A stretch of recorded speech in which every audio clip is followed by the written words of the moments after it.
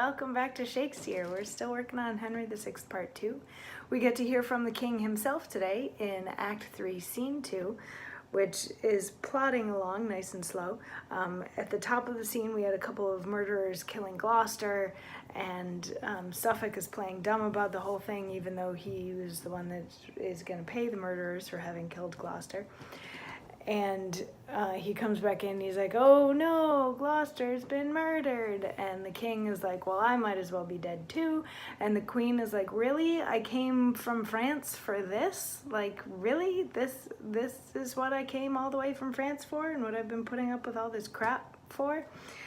And then that was the monologue from yesterday, at the end of which Warwick comes in and is like, yeah, it is my understanding that Beaufort and Suffolk paid for Gloucester to be murdered. And the king is like, well, go check out the body and tell me what you see. And he leaves to go check out the body, and a whole bunch of other people leave along with him, at which point the king says, oh, thou that judgest all things, stay my thoughts. My thoughts that labor to persuade my soul, some violent hands were laid on Humphrey's life. If my suspect be false, forgive me, God, for judgment only doth belong to thee. Fain would I go to chafe his paly lips with 20,000 kisses, and to drain upon his face an ocean of salt tears, to tell my love unto his dumb deaf trunk, and with my fingers feel his hand unfeeling.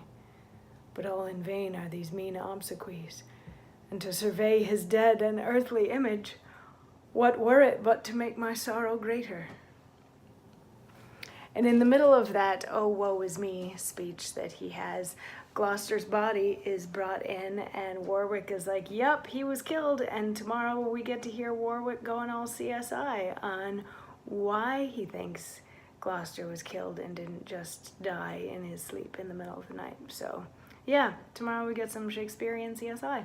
I'll see you then for that. Mwah.